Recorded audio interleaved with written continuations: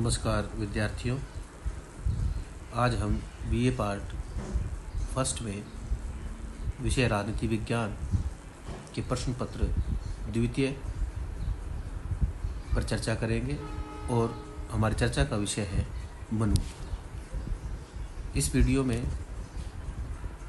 हम मनु के बारे में प्रारंभिक जानकारी और फिर मनु के प्रमुख ग्रंथ मनुस्मृति पर चर्चा करेंगे। मनु को मानव जाति का आदि प्रणेता कहा गया है। आदि प्रणेता से तात्पर्य है कि हम सभी मानव जो है वो मनु की संतान है। इस विषय पर अलग अलग ग्रंथों में अपने अपने तरीके से इसको लिखा गया है। जैसे पुराणों के अनुसार मनु को मानव जाति का जनक और प्रथम विधिवेता कहा गया है। विधिवेता से तात्पर्य है कि मनु ने समाज के नियमों और कानूनों का संकलन किया।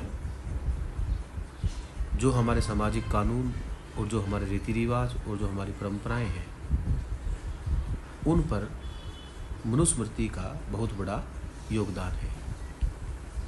यह यूँ कहें कि जो हिंदू विधि संहिता है वो मनुस्मृति पर ही आधारित है। स्वतंत्रता से पूर्व तक और वर्तमान समय में भी जो हिंदू कानून जो है वो मनुस्मृति से लिए गए हैं।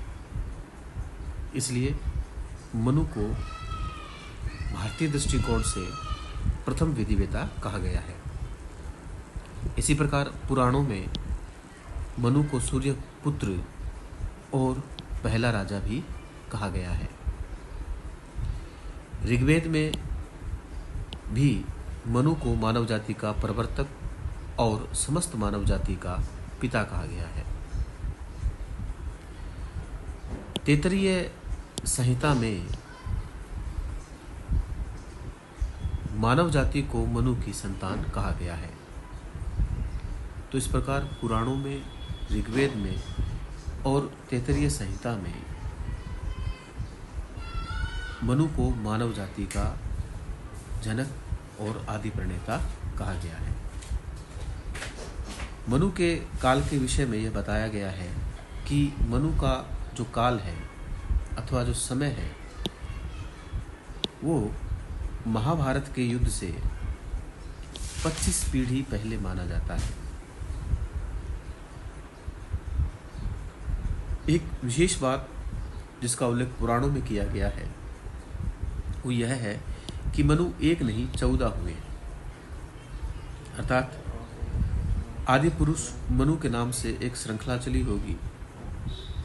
जैसे शंकराचार्य की गद्दियों के सभी स्वामियों को शंकराचार्य कहा जाता है, उसी प्रकार प्रारंभिक और विकसित हो रहे प्रत्येक समाज के प्रत्येक अध्यक्ष को मनु कहकर पुकारा जाता होगा।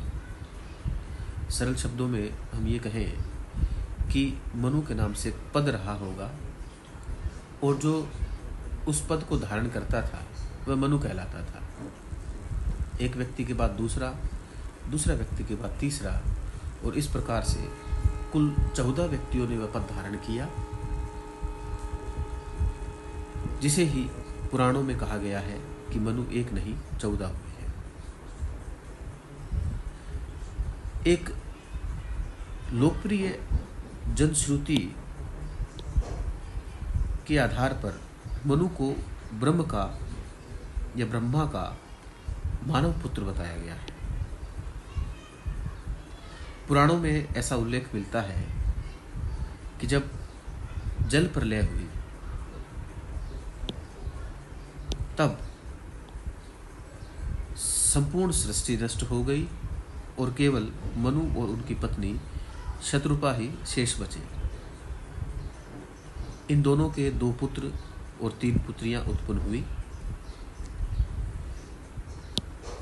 उनके प्रथम पुत्र प्रियव्रत के वंश में ऋषभदेव तथा भरत आदि हुए और ऐसा अनुमान किया जाता है कि भरत के नाम से ही हमारे देश का नाम भारत रखा गया। मनु के दूसरे पुत्र तथा पुत्रियों में ही के कुल में महान ऋषि और बलशाली योद्धा हुए हैं। इस प्रकार मनु की संतानों से मानव परिवार की वृद्धि होती चली गई और समस्त मानव जाति उन्हीं के परिवार का अंश है। अब हम चर्चा करेंगे मनुस्मृति पर। सामान्यतः मनुस्मृति पर परीक्षा में प्रश्न पूछा जाता है 50 शब्दों में, 200 शब्दों में या 500 शब्दों में। मनुस्मृति मनु के द्वारा संकलित किया गया ग्रंथ है। इस ग्रंथ की प्रशंसा में पाश्चात्य विद्वान नीत्शे, जो कि जर्मनी के हैं, उन्होंने लिखा है कि मनुस्मृति बाइबिल की अपेक्षा कहीं अधिक अनुपम, उत्कृष्ट और बौद्धिक ग्रंथ है। मनुस्मृति के रचना काल के संबंध में विद्वानों में मतभेद है। कुछ विद्वान इसका रचना काल 150 ईस्वी पूर्व, तो कुछ विद्वान इसका रचना काल 600 ईस्वी पूर्व मानते हैं। लेकिन सबसे प्रामाणिक जो मत है वो मजूमदार और पुसालकर का है, जिन्होंने मनुस्मृति का रचना काल 3110 ईस्वी पूर्व माना है। यदि हम मजूमदार एवं पुसालकर के मत को प्रामाणिक माने तो हम कह सकते हैं कि ईसा से 3110 ईस्वी पूर्व अर्थात वर्तमान समय से लगभग 5000 साल पहले की रचना है मनुस्मृति। ऐसा माना जाता है कि मनुस्मृति का यह ज्ञान मनु से नारद ऋषि से यह ज्ञान मार्कंडेय ऋषि, और मार्कंडेय ऋषि से यह ज्ञान सुमति भार्गव, और सुमति भार्गव से यह ज्ञान भृगु ऋषि को प्राप्त हुआ होगा। संभवतः वर्तमान मनुस्मृति विद्वान भृगु के द्वारा संकलित की गई है, लेकिन भृगु ऋषि ने यह संकलन कार्य कब किया, इसके बारे में हमें कोई तथ्य प्राप्त नहीं होता।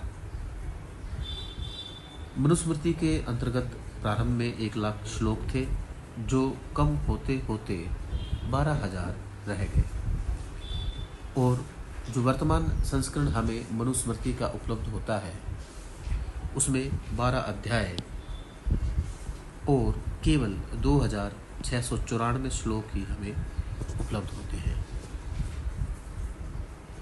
तो ये एक सामान्य जानकारी थी मनुस्मृति के बारे में। मैं आशा करूँगा कि ये इस जानकारी से आप लाभान्वित होंगे। अगली वीडियो में हम मनु के बारे में ही कुछ और जानकारी लेके आएंगे। तब तक के लिए धन्यवाद।